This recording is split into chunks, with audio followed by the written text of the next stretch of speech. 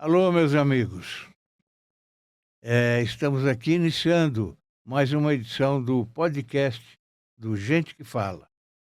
Meu convidado de hoje, é uma quarta-feira, a gente fala de saúde, como vocês sabem, é o Dr.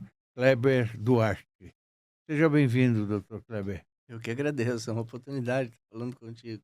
Muito obrigado É um pelo convite. prazer recebê-lo aqui, Não, viu? a satisfação é minha. O Dr. Kleber é médico cirurgião, neurocirurgião.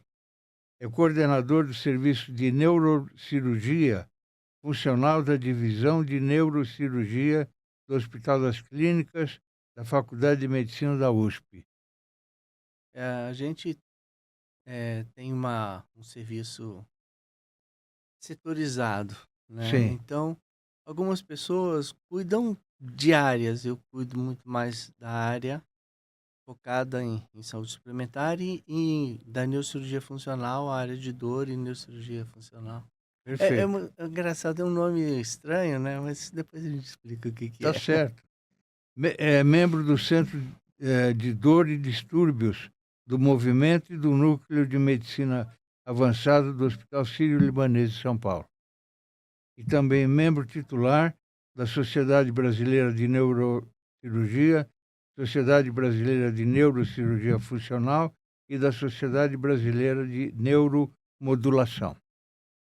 São continuidades, né, da especialidade. Sim, E assim, é interessante porque o meu doutorado acabou sendo feito com alguns temas envolvendo doenças raras e difíceis de tratar, que envolvem essas áreas, né? Envolve o sim, conhecimento dessas áreas, envolve a estereotaxia, envolve a cirurgia que modifica a função.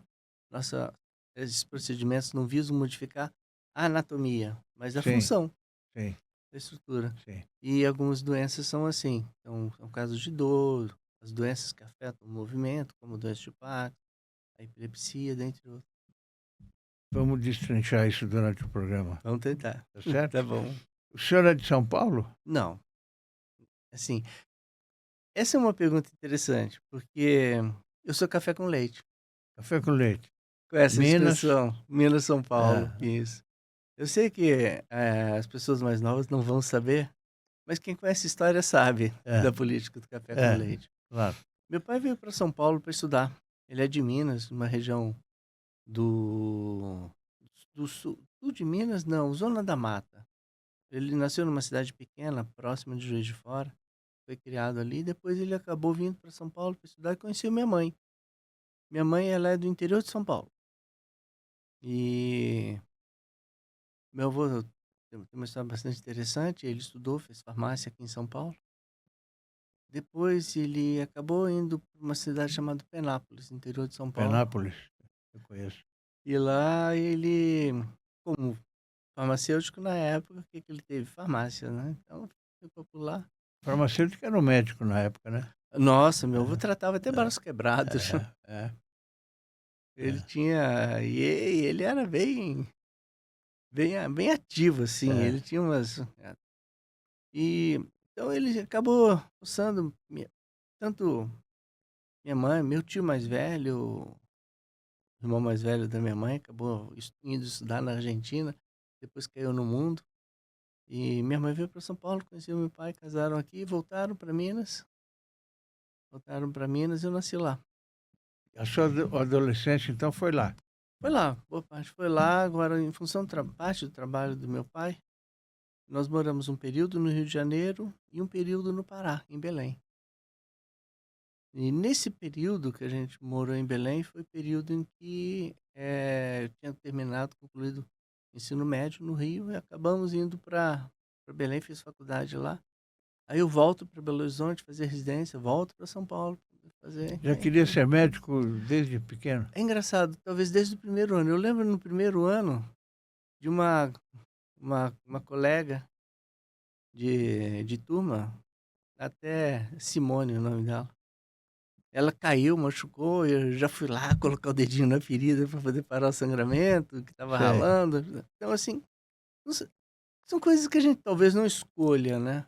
Vocação, né? Vocação. É até engraçado É, que também nunca pressionei meus filhos Sim. a fazer isso. Eles escolheram fazer o que quiseram.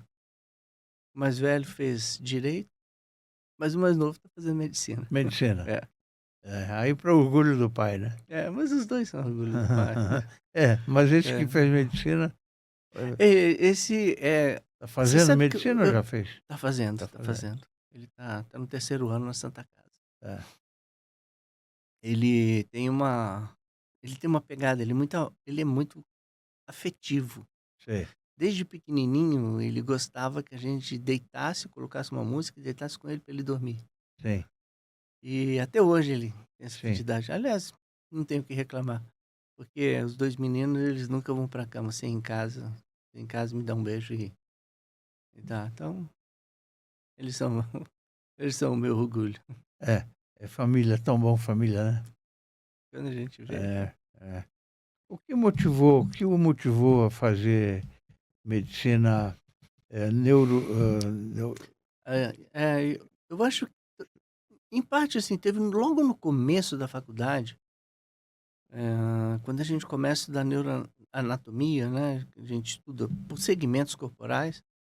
Quando a gente estudou neuroanatomia do sistema nervoso, é uma anatomia extremamente rica, cheia de detalhes, diversificados, e isso me fascinou. Mas o que me fascinou mesmo foi quando eu estudei, aí já no segundo semestre, quando eu estudei fisiologia. O que é fisiologia? Funcionamento. Aí é outra história. sim, Desde o funcionamento dos nervos, de como as informações são captadas, são processadas desde o começo, né? O sistema nervoso processa as informações o tempo todo, o tempo todo. Então, muitas das doenças são erros desses processamentos. Então, assim, isso já me fascinou. E eu tinha um professor muito vibrante, 2 professores muito vibrantes, inclusive fiz iniciação científica no laboratório deles. Então, talvez a associação das 2 coisas, né, da neurociência com a possibilidade de operar. sim. O que é estereotaxia? Nossa, essa estereotaxia, a gente tem que retomar o conceito, Estereotaxia. a gente tem que retomar o conceito das coordenadas de Descartes, cartesianas. É a sua especialidade também, Faz parte da desde especialidade. 95.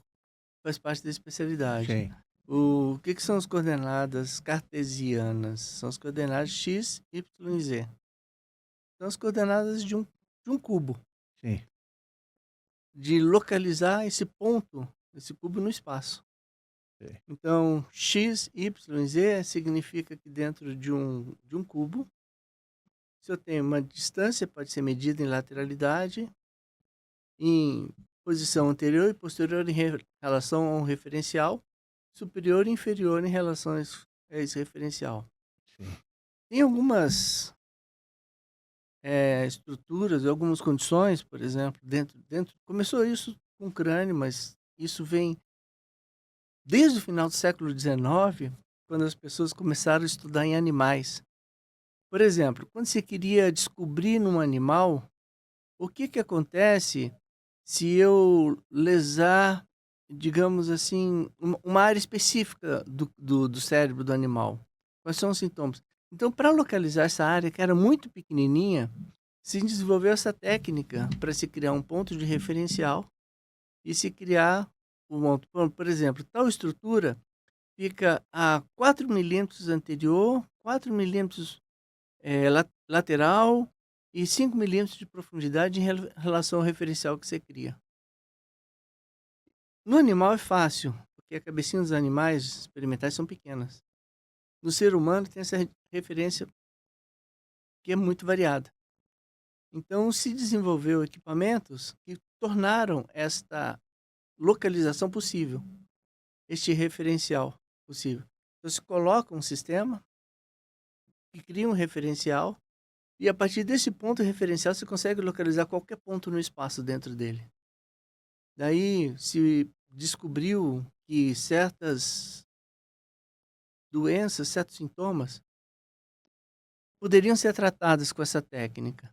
Por exemplo, o primeiro procedimento de estereotaxia feito em ser humano no mundo se faz uma pequena incisão, você faz uma pequena incisão, uma pequena abertura, até a maior parte dos procedimentos com anestesia local, inclusive, e se introduziu um estilete, um eletrodo, para emitir radiofrequência e fazer uma interrupção de uma via determinada. O que aconteceu? Era um caso de um paciente com câncer com uma dor terrível na região do pescoço e da face, e se interrompeu as vias que conduziam essa informação. Então, apesar do câncer existir, a pessoa não percebia mais a dor provocada por esse câncer. Isso acabou sendo evoluído para outras doenças, como, por exemplo, se tratava o tremor da doença de Parkinson, utilizando a mesma técnica, se introduzindo pelo eletrodo, fazendo estímulo na área do cérebro que era responsável por aquele circuito reverberante que produz o tremor, e se fazia uma ablação. Nesse caso aí, a dor é um aviso? A dor muitas vezes é um aviso, mas a dor muitas vezes ela é desnecessária. Existe um detalhe, nós não estaríamos vivos se não tivéssemos dor. Sim. Porque é a dor que indica, por exemplo, que se você feriu o pé, você tem que parar e cuidar daquele machucado. Sim. Quem nos alerta é a dor. É. Só que algumas doenças, por exemplo, porque uma pessoa que tem uma condição como essa, uma doença, um traumatismo, uma lesão, que está sendo tratada, está sendo conduzida, mas tem uma dor excruciante. Essa dor aqui se torna desnecessária, porque a pessoa e quem cuida da pessoa já sabe que existe aquela lesão. Então você vai atenuar o sofrimento. Aliás, é um dos principais conceitos da medicina. A medicina cura muito pouco, mas a medicina, o que, que ela faz? Ela cuida. A essência da medicina é cuidar. Pode dar certo, pode não dar certo, mas a essência é cuidar. É cuidar. Então, você trata também o sintoma ao mesmo tempo que se trata a doença. O que mais o surpreende no cérebro humano? O quão pouco a gente sabe sobre ele. Com pouco. Tem muita coisa que se sabe, hoje já A se gente não sabe. tem ideia onde pode chegar. Ainda não. E assim, esses caminhos do conhecimento são caminhos muito tortuosos. Por quê? Porque são caminhos que o senhor vai estar seguindo por um caminho. Tenho certeza que isso aqui vai chegar nesse resultado. Começa a surgir coisas. Não, peraí, não é por aqui. Não é que você perdeu esse conhecimento. Não, a partir deste conhecimento você sabe que não é esse caminho que vão seguir por outro.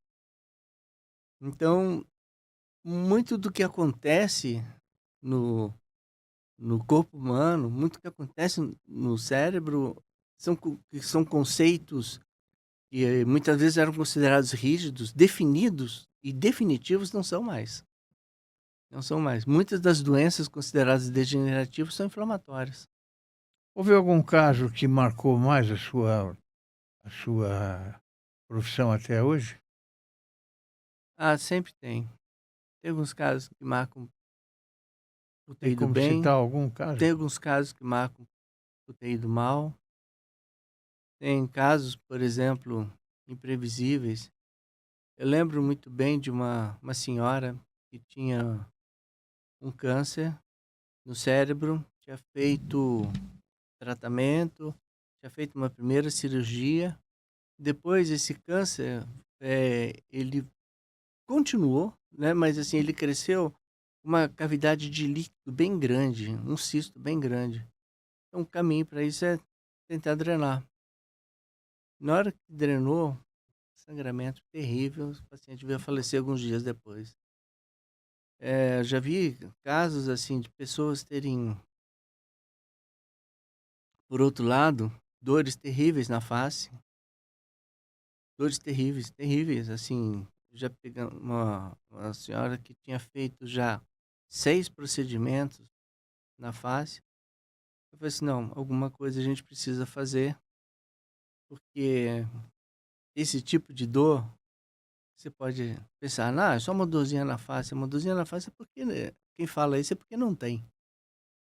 Quem tem esse tipo de sofrimento, não tem noção. E, assim, eu lembro muito bem. Essa moça foi operada em 2014, no Hospital das Clínicas. em que a gente literalmente cortou o nervo que é responsável pela sensibilidade na face. Depois, assim, a alegria, a felicidade dela, saber que o rosto estava dormente, mas não estava doendo mais. É uma cirurgia de exceção, não é a regra. Mas às vezes essas exceções, aquilo que foge do corriqueiro, é o que a gente tem que pensar e imaginar. Faz a É. gente acabar evoluindo no conhecimento. Eu imagino que a pior coisa para o médico é perder o paciente, né? Ah, não tem nada pior do que fazer tudo certo e dar tudo errado. É, é, Porque a gente não foi preparado para poder lidar com fracasso. Mas o fracasso faz parte da vida. sim. Fazer alguma coisa, fazer tudo certo, dar ruim, dar errado. Ou seja, primeiro, não satisfazer a expectativa que a pessoa tinha. Segundo, tentar fazer o bem, mas acabar sendo danoso.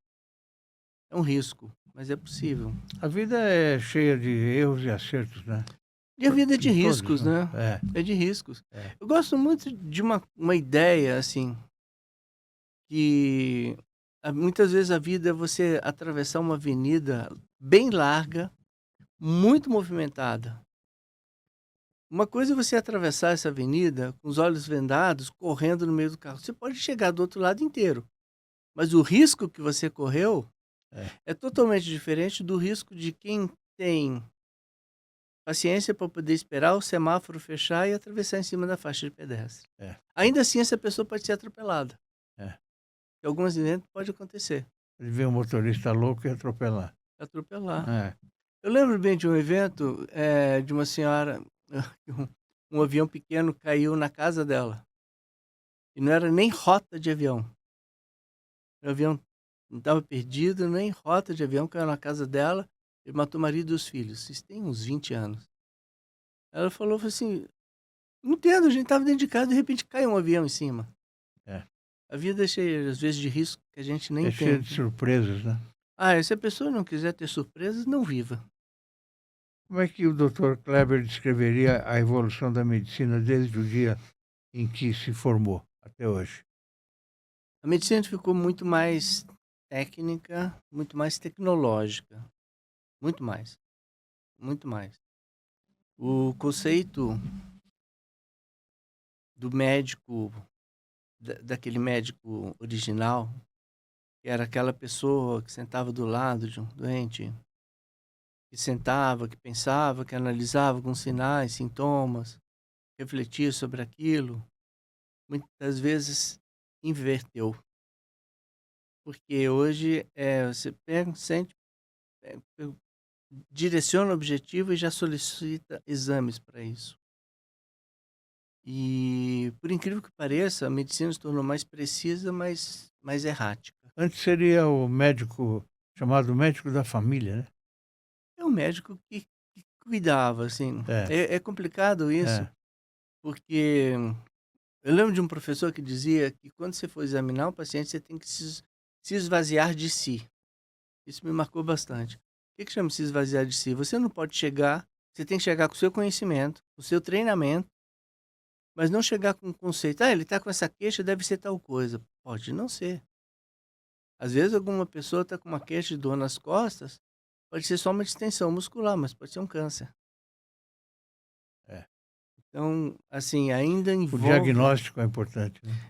cuidado, bastante é importante. É, É tão importante. Recentemente a gente teve uma senhora que sofreu um acidente, sofreu uma queda, fez uma fratura de bacia e estava com uma dor terrível na perna. E como a dor na perna dela causava, depois a gente pode até explicar isso aí, que é bastante interessante, causava dormência e formigar na perna. Falei assim, teve lesão do nervo, teve lesão do nervo, teve lesão do nervo.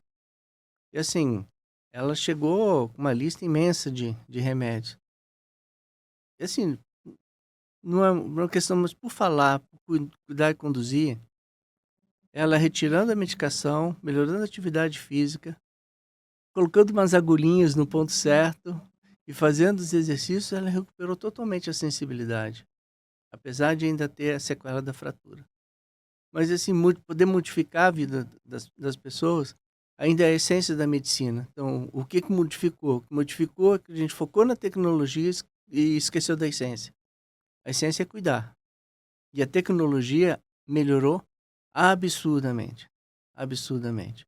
Eu comecei, assim, com a experiência quando eu comecei a faculdade, eu comecei com a experiência da chegada dos exames de maior precisão, né?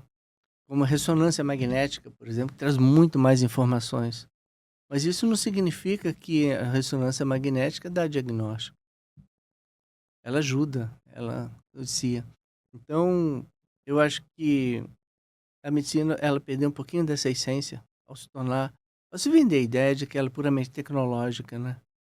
Ela é técnica, ela é tecnológica, extremamente tecnológica, tem que ser, mas a essência do olhar sobre o paciente é que às vezes é perdido. E as escolas não têm focado muito mais nisso, sabe? As Conversar escolas com o tradicionais. paciente também é muito importante, né, doutor? Essencial. É. Essencial. É. Deixa eu só dar um exemplo. Hérnia de disco. Você já ouviu falar, Hernia né? de disco, sim. Tá? Tem um estudo bastante interessante. Eles pegaram 1.200 pessoas que tinham mais de 25 anos de idade que nunca tinham tido dor nas costas. Nenhuma. Nunca tinham tido dor. Nenhuma. E fizeram ressonância magnética da coluna dessas pessoas. 35% tinha hérnia de disco e nunca tinham tido dor. Então, alguma coisa que a ressonância mostra tem que estar compatível com o corpo da pessoa, com o que a pessoa está sentindo. Então, esse acoplamento isso acontece em várias áreas, falando aquilo que é mais corriqueiro do que eu vejo. A ressonância é mais complexa um pouquinho do que a tomografia, né? Esses são exames que se complementam, muitas Sim. vezes. Por exemplo, eu já vi pessoas que tiveram sangramento no cérebro, pequeno sangramento provocado pela ruptura de um aneurisma, quadro clínico todo compatível com isso daí, e chega no consultório com uma ressonância magnética normal, mas com uma tomografia que mostrou sangramento. Porque a ressonância, ela não teve a resolução para isso. Então, até a hora de escolher o exame precisa ser... A ressonância é um exame chato, né? Porque Já fez? eu já fiz algumas vezes já. É um exame. Você tem que ter um mínimo de movimento durante o exame. Tem que ficar quietinho, com aquele Aquele fone, aquele fone, martelar. se sentir mal, aperta lá o botãozinho. Aquele martelar. Doutor Kleber, o que mais ainda é o maior mistério da neurologia moderna?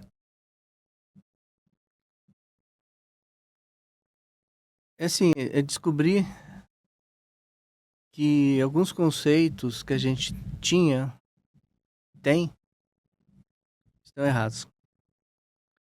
Porque cada vez mais a gente descobre que, apesar de você encontrar tratamentos adequados, pode ser que esse tenha tratamentos melhores, tenha condições melhores. Então, o maior desafio é que a gente ainda não conhece não a estrutura macro, mas a estrutura das células, como elas se organizam, a estrutura da química, e a química com essa eletricidade que a química transfere no sistema nervoso, desde um nervinho periférico até as grandes estruturas que comandam funções, e o quanto isso é maravilhosamente interligado. E a gente ainda meio que engatinha nisso. Então, estamos evoluindo muito, muito, muito, muito. Os recursos atuais de pesquisa e de busca por informações dessa estrutura pequenininha que lá está, e que essa estrutura pequenininha que lá está é quem determina as grandes manifestações clínicas, a gente ainda tem muito que avançar. É um desafio constante. Como é o comportamento de um médico que vai enfrentar uma cirurgia de alto risco? Dorme de noite? Se o exame é de manhã? Como é que é isso? Eu acho que tem uma uma questão assim, um pouco pessoal. Você tem que se envolver com o doente, com a pessoa que ela Sim. está. Mas ao mesmo tempo você tem que ter um distanciamento técnico para poder fazer o melhor. Então o envolvimento com a pessoa e a cirurgia, que é um procedimento técnico, realizar com a maior A destreza devida possível. frieza para fazer. É, e assim, e com equilíbrio. Não adianta nada as coisas estarem indo bem e ficar desesperado. As coisas estão indo bem, é aí que você tem que seguir em frente. Quando se tem esse equilíbrio entre aquilo que se mostra como um desafio inicial, mas que quando você chega lá o desafio é outro, você tem que estar pronto. E a melhor forma de estar pronto, de certa forma, é descansado. Assim, o cansaço não te ajuda.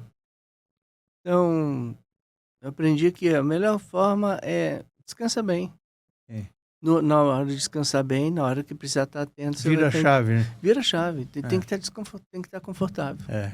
Imagina. É. Eu acho que ninguém gostaria de ser tratado por um médico que está cansado, que passou a noite em claro, preocupado com o que tem que fazer. Ou você prefere um médico que tecnicamente ele sabe o que fazer, sabe que é um grande desafio, mas ele chega lá descansado, chega tranquilo, em boas condições. Então eu acho que eu sempre Sorridente, é essencial. animar um pouquinho o paciente, né? Acho essencial. É. O senhor falou uma coisa, deixa eu só lembrar.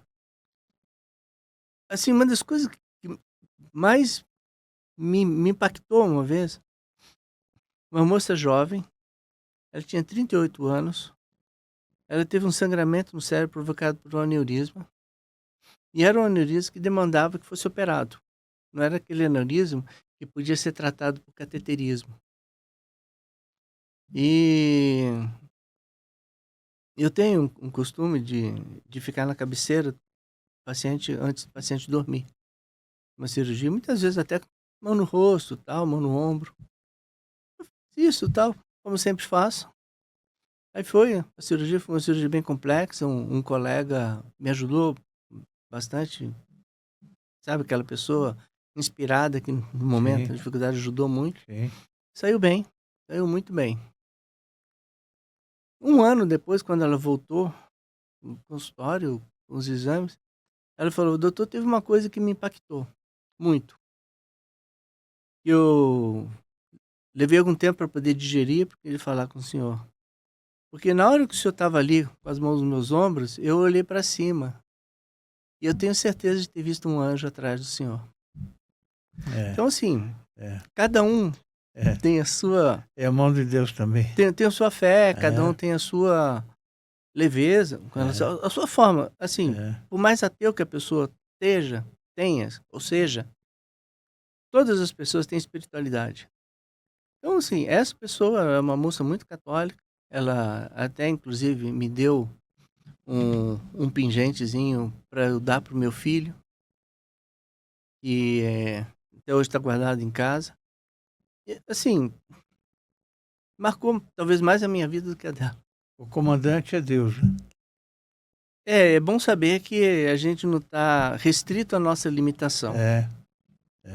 Que tem sempre alguma coisa a mais que a gente pode evoluir.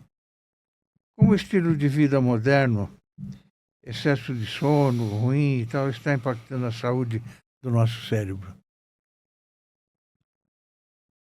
Nosso cérebro é feito com algumas necessidades biológicas, estruturais. Uma dessas necessidades é a necessidade de ciclos. Tem um ciclo de despertar, tem um ciclo do repouso. E quando você não faz cessar o estímulo, uma das primeiras coisas que atrapalha é o repouso. E repouso não é simplesmente dormir. Às vezes uma pessoa repousa na hora que ela senta no sofá e abre para ler um bom livro.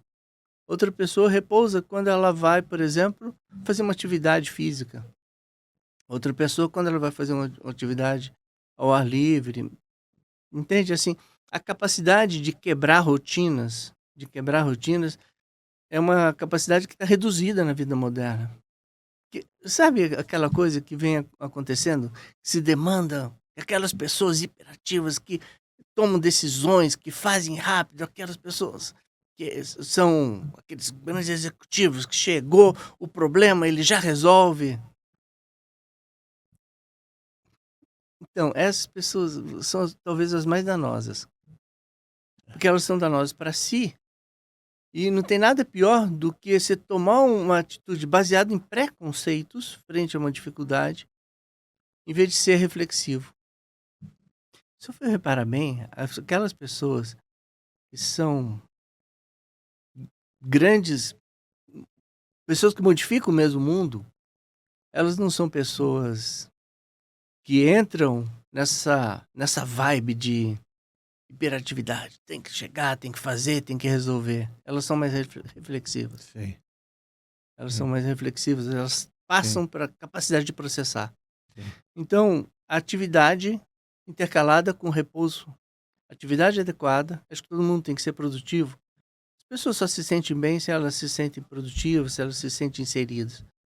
E junto com a capacidade de fazer cessar, é o grande problema que a vida moderna traz. Porque a vida moderna te exige que você seja continuamente pilhado. Dr. Kleber, nós assistimos recentemente aí o ator Henri Castelli, desclassificado do Big Brother Brasil. Eu não sei se o senhor assiste esse programa ou não. Após sofrer 2 convulsões. O que acontece no cérebro durante uma convulsão? Tem um... Vamos lá. Sabe que o melhor exame para poder se ver a atividade elétrica do cérebro que se conhece é aquele eletroencefalograma, né? Você coloca vários contatozinhos que captam sinais elétricos e se faz aquela análise, aqueles gráficos com as curvas. No eletroencefalograma de uma pessoa normal que está ativa, ele é absolutamente bagunçado. Sabe por quê? Porque a atividade do cérebro é assim. Uma hora uma área está mais em repouso, outra hora ela está em mais atividade, uma área com mais movimento, outra área com mais atenção, mais visão, não sei o quê. É assim, ele é assim.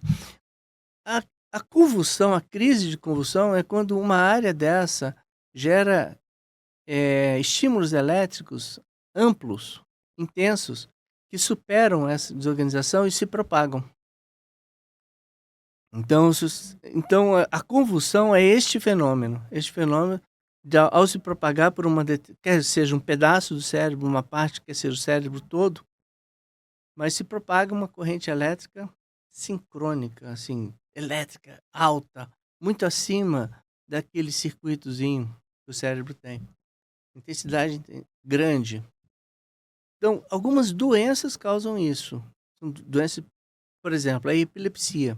A epilepsia é uma causa principal. A manifestação principal da epilepsia são as crises de convulsão. Mas convulsão pode não ser só isso. Convulsão pode ser sintomas de outras coisas. E o desmaio? Às vezes acontece. Sabe, tem crises convulsivas que as pessoas não desmaiam. E várias crises convulsivas que, assim, quem não conhece a pessoa acha que nada aconteceu e ela teve uma crise convulsiva. Aquela pessoa que vem estar fazendo alguma coisa, de repente para, dá um intervalo, aí volta a conversar de novo. Você acha que a pessoa está simplesmente pensando, mas naquele momento a pessoa deu uma apagada. Mas depois recupera.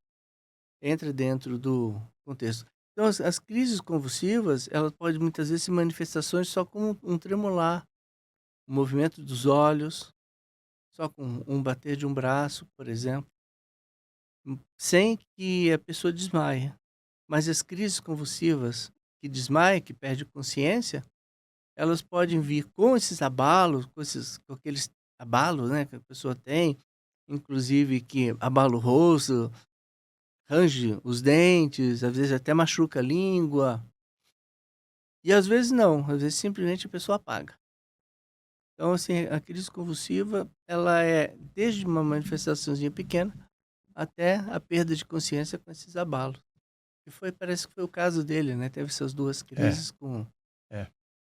Parece que foi isso, sim. Dr. Kleber, estou mostrando aqui a capa do nosso portal. É um portal só de artigos, de personalidades, de notáveis, de profissionais, como é o seu caso. Estou à disposição para um artigo a hora que achar necessário e Sim. que quiser. Farei com prazer. A Daniele Lanzer já escreveu para o nosso portal. Conheça o Prevente Mais, o plano da Prevent Senior para somar saúde. Com unidades temáticas exclusivas, cada cuidado se transforma em uma experiência única. Uma ampla rede credenciada, sempre perto de você. Remoção aérea que garante segurança em qualquer lugar. É mais confiança, mais qualidade e mais tranquilidade que só o plano pioneiro em cuidado com sêniors pode oferecer. Prevente Mais, porque cuidar bem é entregar mais. O que caracteriza a dor crônica do ponto de vista neurológico? Posso conceituar um pouco mais denso, assim, um pouco mais histórico Claro. dentro disso? Durante muito tempo se achou que a dor crônica era uma dor que persistia. É. A dor crônica, ela não é uma dor que persiste. Ela é uma dor que modificou a estrutura do sistema nervoso. Então, quando você tem uma dor aguda, por exemplo, vamos pensar uma doença, uma apendicite. De repente a pessoa tem aquele mal-estar, tem uma tremenda dor na barriga. E a pessoa vai, não sei o que, vai no médico, descobre que tem apendicite, vai lá, toma antibiótico, toma analgésico, opera, tira o apêndice, trata a infecção. A dor parou, cessou. Isso é uma dor muito aguda. Agora, vamos pensar numa dor de uma pessoa que sofreu um acidente e que amputou a perna. O que aconteceu com o cérebro que era responsável por receber as informações sensitivas daquela região? Aquela região, a perna não existe mais, mas a área do cérebro continua existindo. Então ela pode se desorganizar totalmente. E a pessoa pode sentir dor numa perna que não existe mais. Ela não tem dor na região da perna que ficou, ou na região adjacente. Ela pode ter dor num pé que não está mais ali. Então, a dor é essa, crônica é isso, é o conceito da mudança da estrutura de todo o sistema nervoso, até o cérebro, provocada por uma lesão que não passa, ou então por uma doença que é contínua, ou então por algo que modificou em definitivo. Algumas doenças, por exemplo, inflamam os nervos. Inflamam bastante os nervos e essa inflamação dos nervos modifica todas as informações que vão chegando. Um exemplo bem simples, mas assim, a gente tem uma experiência razoável com as pessoas. Tem algumas doenças do intestino, são doenças que provocam inflamações crônicas, assim, controláveis, mas incuráveis. E algumas dessas pessoas acabam desenvolvendo uma dor no corpo difusa, como se fosse fibromialgia. Mas não é uma dor pela sensibilização das toxinas que foram provocadas por aquela inflamação do intestino. Por exemplo, uma dor provocada pelo herpes zoster. A dor provocada pelo herpes zoster não é uma dor porque o herpes zoster persiste ali. O herpes zoster é um furacão, é um tornado que passou, destruiu e deixou aquela região arrasada. Então ela modifica as terminações nervosas na pele e modifica os filetes de nervos que levam as informações até o cérebro. Então, e aquela área fica persistentemente modificada, mesmo que o vírus tenha ido embora. Mas ele deixou aquele rastro. Então a dor crônica é isso. É uma dor que continua por muito tempo e com modificação das estruturas do sistema nervoso. Doutor Kleber, qual é a sua opinião sobre o celular? Ele faz mal à saúde? Sem querer fazer proselitismo, né? Porque o professor dizia que o que ele mais gostava era de responder uma pergunta com outra pergunta. Gostaria de perguntar, por exemplo, o automóvel faz bem ou faz mal? Depende do uso. Celular é a mesma coisa, depende do uso. Celular é uma baita ferramenta. Mas se aquela A gente hoje não vive sem celular. não vive. Vamos ser sinceros, é prático, né? Se eu preciso falar com alguém que o senhor precisa, se eu pego. Hoje não precisa nem ligar mais, se eu mando uma qualquer mensagem lugar por do mundo. aplicativo. Qualquer Qualquer lugar lugar do do mundo. mundo. Qualquer lugar do mundo. A gente teve recentemente um amigo que fez aniversário, a gente mandou um feliz aniversário, ele estava na Tailândia, como se estivesse aqui do lado da gente. Então, como ferramenta, talvez, é espetacular, né? É. Imagina só, você acha que 100 anos atrás alguém iria conseguir imaginar que o senhor ia conseguir pegar um aparelhinho elétrico em que o senhor ia teclar em cima É. de uma peça de vidro dele e a pessoa do outro lado do mundo instantaneamente recebe essa informação? Não precisa ir consegue... muito longe, não. 50 anos atrás, né? As modificações nós pegamos todas, né? Tudo. Todas. O Assim, mundo mudou completamente. completamente. Como que antigamente, né? Vamos pensar, cidade de São Paulo. Você se lembra daqueles guias rodoviários da cidade de São Paulo? Sim. E ano a ano tinha que ser comprados, os É. taxistas tinham que ter no carro, É. né? Aí tinha que olhar ali, pegar o guia para poder ver qual caminho iria fazer para poder chegar numa rua que você não sabe. Tinha lista telefônica. Lista telefônica. Quem hoje em dia tem telefone fixo em casa? Muita gente não tem. Acabou isso. Acabou isso. É como cheque, né? Não tem mais cheque. Nossa. Ninguém trabalha com cheque. É até estranho, né? Não Parece que... É. Então o celular é uma excelente ferramenta. Mas quando ele se torna a única forma de interação, a única forma de contato, eu já vi casos extremos. As pessoas estarem sentadas na mesma sala, tendo que trocar opiniões, em vez de perguntar para a pessoa, manda uma mensagem para um aplicativo de mensagem. Entende? Elas estão a 10 metros de distância uma da outra. Então, aí, isso é ruim. É ruim desde para os olhos. As pessoas deixaram de conversar também, né? Não, é ruim para a vista, por exemplo, os olhos. Nossos olhos não foram feitos para poder receber essa luz direto o tempo todo. Nossos olhos foram feitos para captar a luz do ambiente, do meio. Então, desde a forma como a gente observa a luz, até a forma como as mensagens são transmitidas e as relações sociais são construídas. A gente está cansado de ver em restaurante, por exemplo, uma família, 4 pessoas, cada um com celular e não conversam, cada um no seu celular. Engraçado, e achando que estão se socializando, né? Exatamente.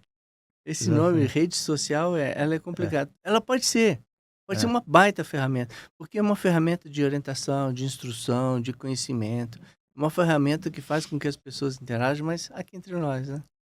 Quando isso domina a vida. O que diferencia a neurocirurgia clássica da neurocirurgia funcional? A neurocirurgia clássica é uma especialidade que trata uma estrutura. Por exemplo, você tem um tumor, você faz todo o uso da tecnologia para retirar aquele tumor de uma forma que minimamente agrida a pessoa. Esse é o conceito atual. A neurocirurgia funcional é o seguinte: você tem algo que está funcionando mal, uma estrutura que está funcionando mal, faz uma intervenção para atenuar o efeito do mau funcionamento dessa estrutura. Por exemplo, na hora que uma pessoa tem uma dor por neuralgia de trigêmeo, que funciona com uma agulha até o gânglio e anestesia aquela região onde tem a dor, a pessoa para de sentir a dor. Então você modificou a função. Uma pessoa que tem um tremor, uma rigidez, uma lentificação dos movimentos pela doença de Parkinson. E as áreas do cérebro que estão desorganizadas por causa disso, colocam os eletrodos que geram estímulos que ajudam a atenuar essa desorganização, que parcialmente organiza, a pessoa melhora muito os sintomas. Então é uma epilepsia. Coloca um eletrodo, então remove uma área ou desconecta uma área do cérebro que provoca os estímulos elétricos que se propagam por todo o cérebro. Então você está modificando uma função e não uma estrutura. Por que hoje se fala mais em demência, Dr. Kleber? Eu acho que a demência, ela teve...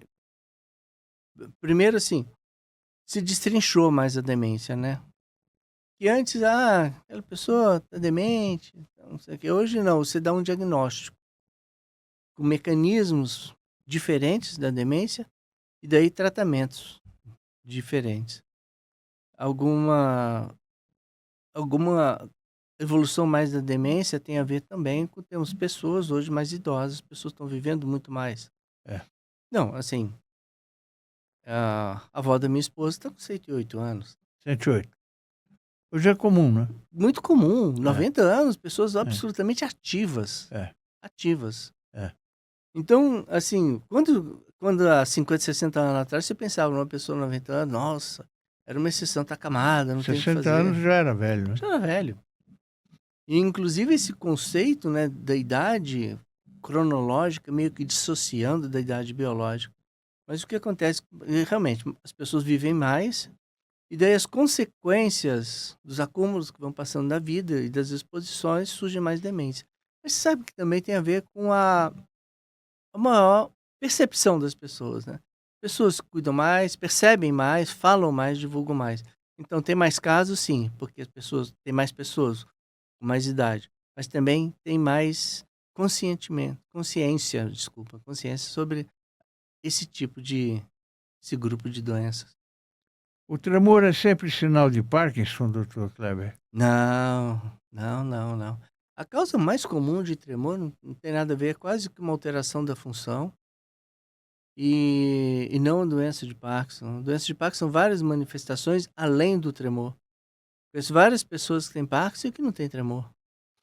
E a maior parte das pessoas que têm tremor pode ser um tremor relacionado a uma função, relacionado ao movimento, provocado por uma postura que a pessoa...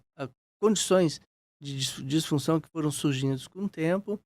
Tem um tipo de tremor que é um tremor que metade das pessoas que têm esse tremor tem história na família. Um tremor sem causa aparente é só um circuito que na hora que a pessoa vai fazer o movimento, estabiliza um movimento, mas não tem perda funcional. Então, uma parte dos tremores não é Parkinson. Com menos de 50 anos de idade, 45, pode acontecer? Parkinson? Sim. Com menos até. Menos até. Com menos até. Uma das pessoas mais jovens que a gente teve a operar com Parkinson, quando a gente operou, ela tinha 29 anos de idade, com 8 anos de doença. Ou seja, começou com uns 21 anos de idade, quando ela estava grávida da primeira filha. Sim. Então, assim, é uma doença que acontece mais em pessoas de mais idades, acima de 55, sim, mas pode acontecer em qualquer fase. Existe risco de perda de funções cognitivas após a estimulação cerebral profunda? Existe.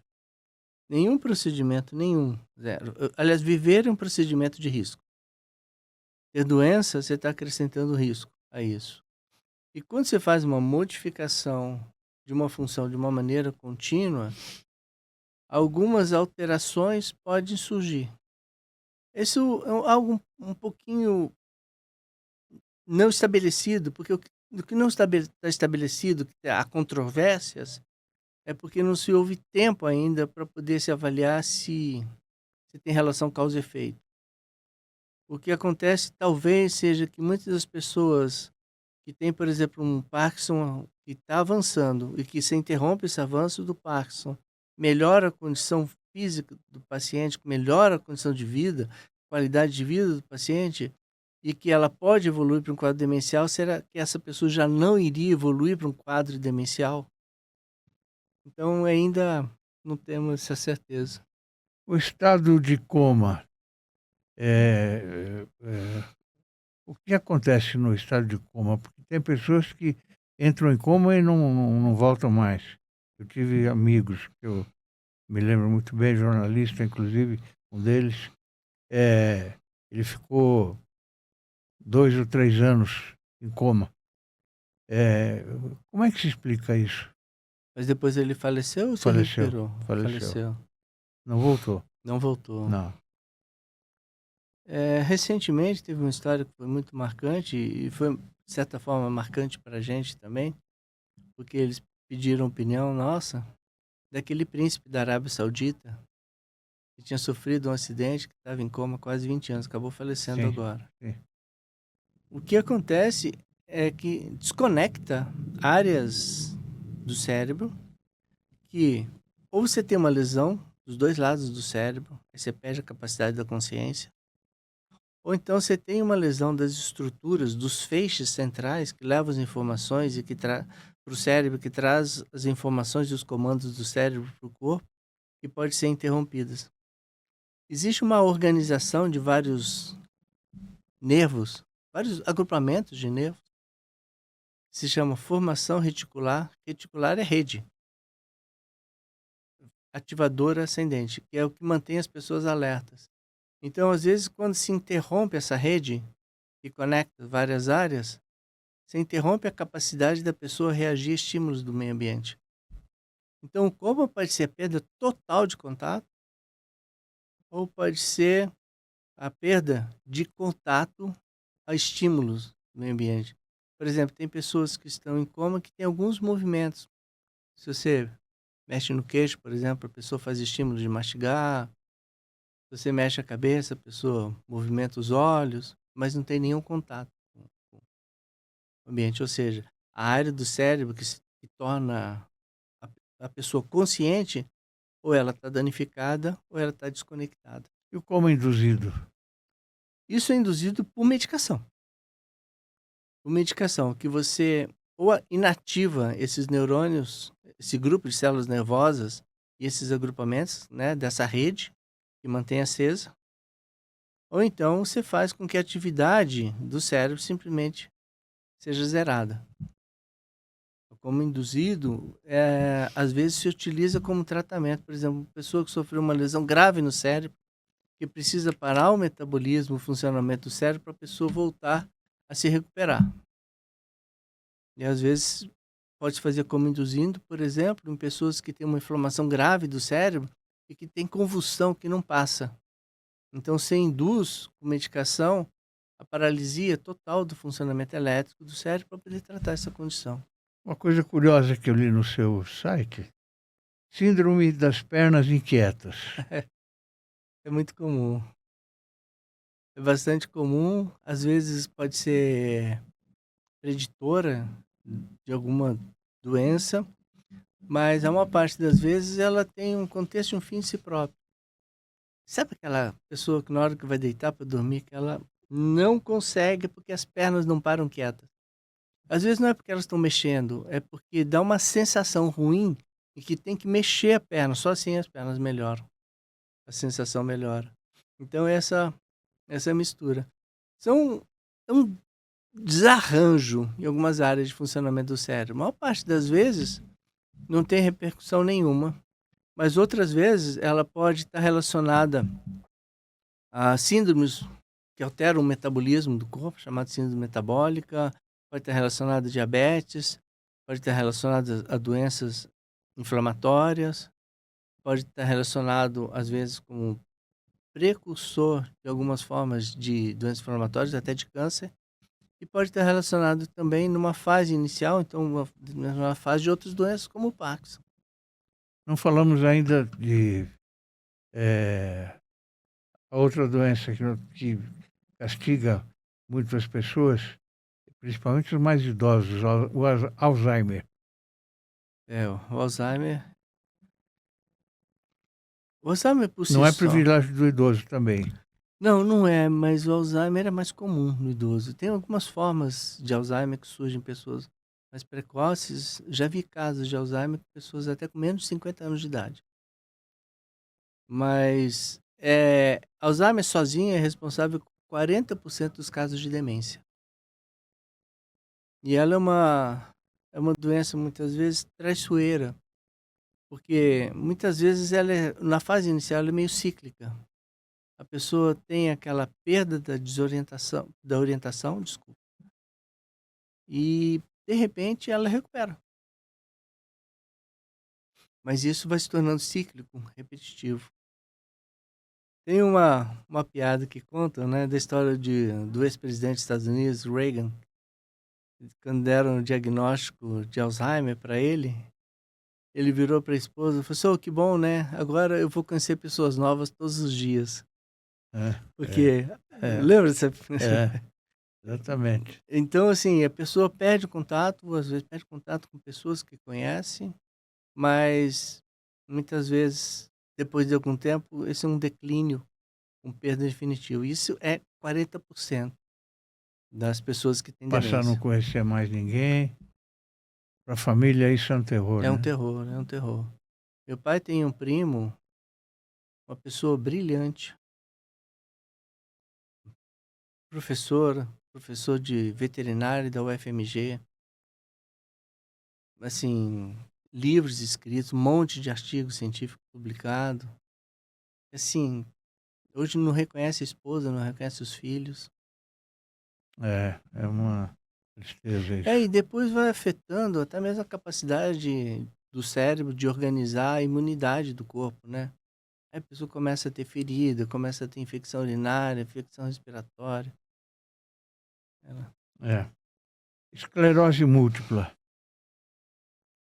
Essa é uma outra doença que se achava que era uma doença de surtos, que provocava a perda de revestimento das fibras nervosas. Depois se descobriu que era uma doença que inflama essa região. Se achou que poderia ser uma degeneração, mas é uma doença que inflama com mecanismos de agressão dessas células provocado por deturpação das células que são responsáveis pelo movimento de reparação dos nervos. Mas tem tratamento. Hoje tem tratamento. Ah, Hoje tem tratamento. Esclerose é. múltipla é uma das doenças que a gente pode dizer que tem tratamentos muito eficazes. Que bom. Muito Bom eficaz. saber disso. E é bom porque esclerose múltipla é doença de jovem. É. É uma parte das pessoas estão na fase produtiva. Herpes zoster nós já falamos, não é? Qual é a visão sua sobre inteligência artificial na sua área? É uma baita ferramenta. É. É uma baita, grande ferramenta. Como toda ferramenta, ela tem que ser usada com o seu devido espaço, com o seu devido utilidade, mas a inteligência artificial é uma ferramenta que vai ajudar muito. Não vai substituir a inteligência humana, porque ela ainda é artificial. Porque a inteligência humana é você produzir alguma coisa, mesmo tendo um produto acumulado. Mas desse produto acumulado, você surgiu um insight para uma novidade.